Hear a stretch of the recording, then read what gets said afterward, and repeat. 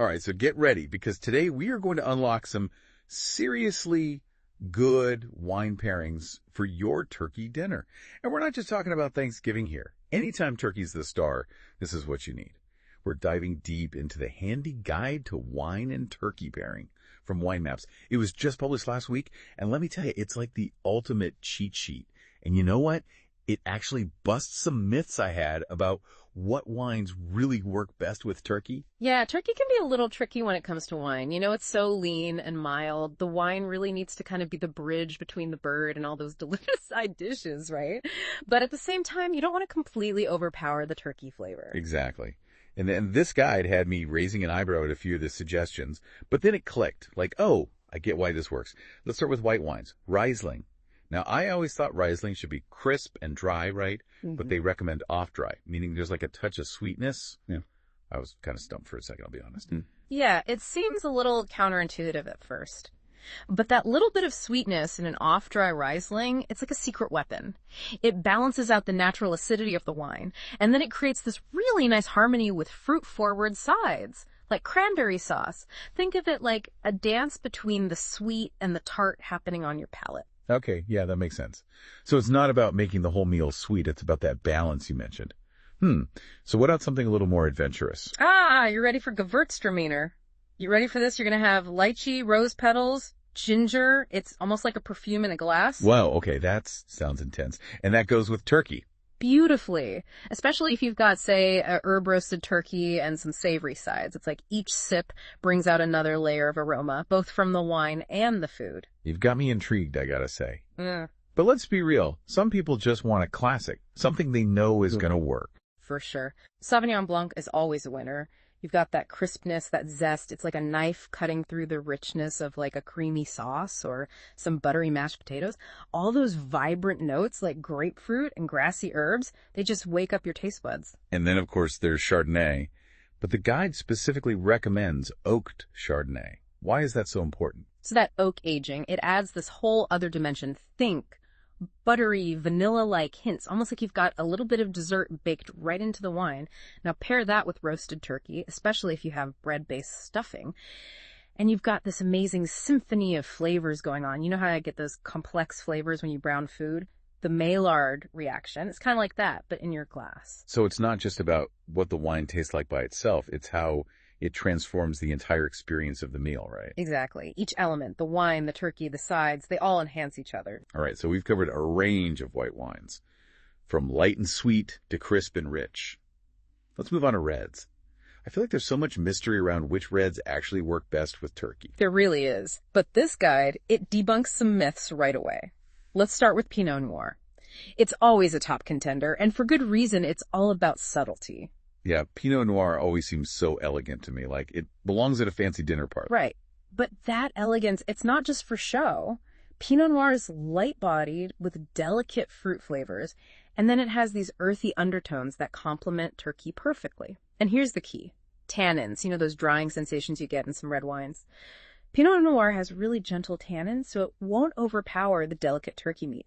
Think of it like a graceful dance partner, not a bull in a china shop. Okay, so the tannins are like the grip of the wine. Yeah. And you need a light touch with turkey. I'm learning so much. So we've got elegant. What about something a bit more lively? I remember the guide used some fun words for this next one. You're thinking about Beaujolais. Fruity and vibrant, juicy and refreshing. Those were the words that jumped out, right? Beaujolais is made from the Gamay grape. And it brings this energy to the table, you know. It cuts through any richness in the meal. It's like the bright spark that keeps things exciting. Oh, I love that. Okay, so we've got elegant, we've got lively. What about those of us who like a bold red? For those who prefer a bold red, we have Zinfandel, jammy fruit, a bit of peppery spice. It can definitely hold its own, especially against those richer stuffings and cranberry sauce. But here's the thing, and the guide emphasizes this. You want to go for a lighter-bodied Zinfandel. Otherwise, it risks just bulldozing those delicate turkey flavors. So even with those bold wines, there's a way to find that balance, right? I'm noticing a theme here. Absolutely. It's like a puzzle, figuring out how all the pieces fit together. But that's what makes wine pairing so fun. It's a journey of discovery. And we're not done yet. Mm-hmm. This guide throws in some curveballs. You know, wines you wouldn't expect to go with turkey.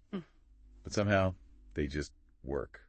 Ready to dive into the unexpected. While we were talking about all these recommendations, I noticed something kind of interesting. What's that?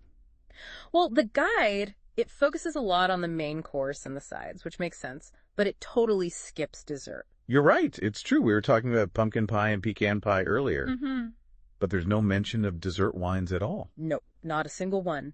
And we can't forget about dessert. It's like the grand finale of a good turkey dinner, So what do we do? How do we find the perfect wines to pair with all those delicious Thanksgiving pies? Well, I think we can use the same principles we've been talking about, thinking about flavors, textures, and how they interact. Okay, yeah, I like that. So let's break it down. Let's start with pumpkin pie. What are the key things we need to consider? All right, so pumpkin pie, you've got those warm spices like cinnamon and nutmeg, and then that creamy texture, and it's pretty sweet, too. Right, so we need a wine that can stand up to those spices, but also complement that sweetness and creaminess. Exactly.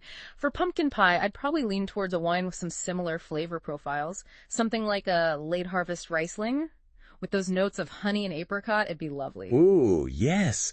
Those flavors would really enhance those spices in the pie. Or maybe even that Gewürztraminer we talked about earlier, with the lychee and ginger notes. That's a great suggestion. This kind of exotic aromas would play really well with the pumpkin pie spices.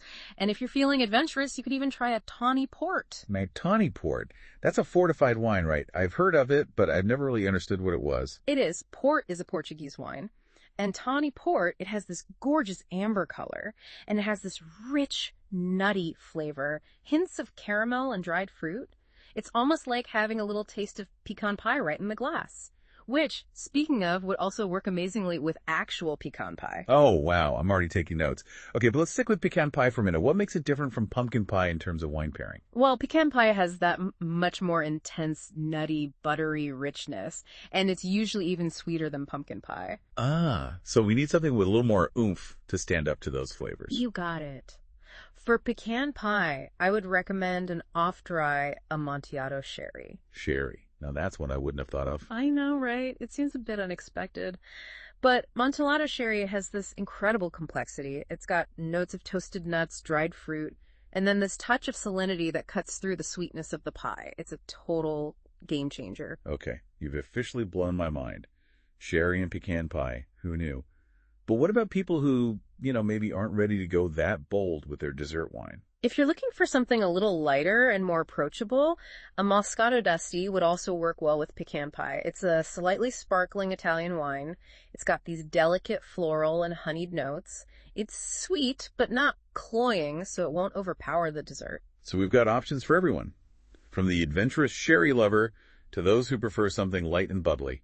I'm feeling so much more confident about tackling dessert pairings now. That's what it's all about. Remember, the guide might not have covered dessert wines. But that doesn't mean we can't apply the same principles to find some delicious combinations. Yeah. It's like we've leveled up our wine pairing skills. Exactly. And this whole discussion about dessert wines, it's got me thinking. Now here's. As much as we've been focusing on specific wines and what goes with what, there's something bigger at play here. Intriguing. Tell me more. It's about going beyond just memorizing pairings and starting to understand the why. Why do certain combinations work so well? Okay, I'm following you. So it's not just about having a cheat sheet. It's about developing a deeper understanding of how flavors work together. Precisely. It's like learning a new language, the language of flavor. Once you understand the basic principles, you can start to create your own pairings and really experiment. That's such a cool way to think about it. It takes away the fear of getting it wrong. Mm-hmm. It makes it more about exploring and having fun. Exactly. For example, think about how acidity in wine can cut through richness in food. Like how that crisp Sauvignon Blanc balances out creamy mashed potatoes. Or how tannins, those drying sensations in red wine, can complement certain proteins. Right, like we were talking about with the Pinot Noir in Turkey.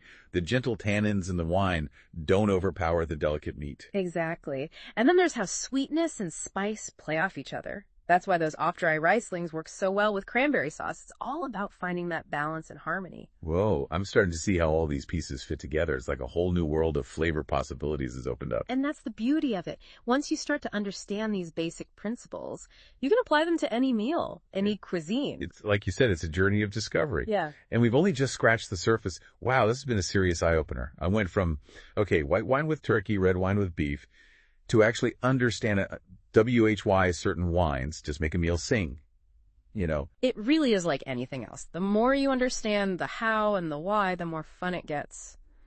And with wine, there's just so much to explore. This guide was a great place to start. But I feel like we've gone way beyond just what's on the page. I think that's the goal. It's like we're giving you the tools, not just the finished product. Now you can look at any dish, break it down into its components, like is it sweet, acidic, fatty, spicy, and then start thinking, okay, what kind of wine would really dance with this? That's such a good way to put it.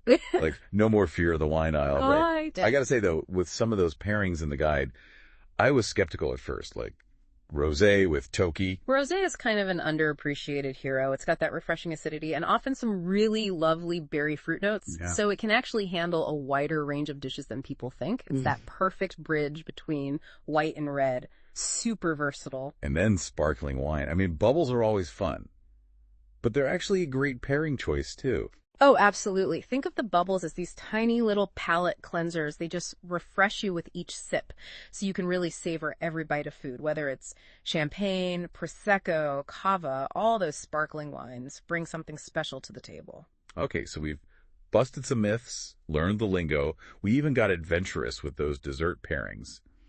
What would you say is the biggest takeaway for our listeners today?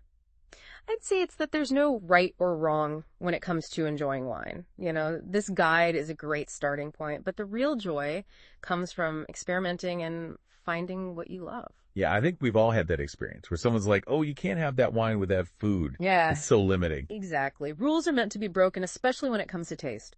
Trust your palate, have fun, and don't be afraid to try something new. I feel like this whole deep dive has been like a permission slip to get curious with wine. I like that. And who knows, maybe our listeners will discover the next amazing pairing that nobody's thought of before. I hope so. That's what keeps the world of food and wine so exciting. There's always something new to discover. So to everyone listening, our challenge to you is, next time you're having any meal, step outside your comfort zone. Try a wine you wouldn't normally pick. Really pay attention to how it interacts with the food. And most importantly, enjoy the experience. Beautifully said. And hey, if you do find a pairing that blows your mind, let us know. Until then, happy tasting, everyone.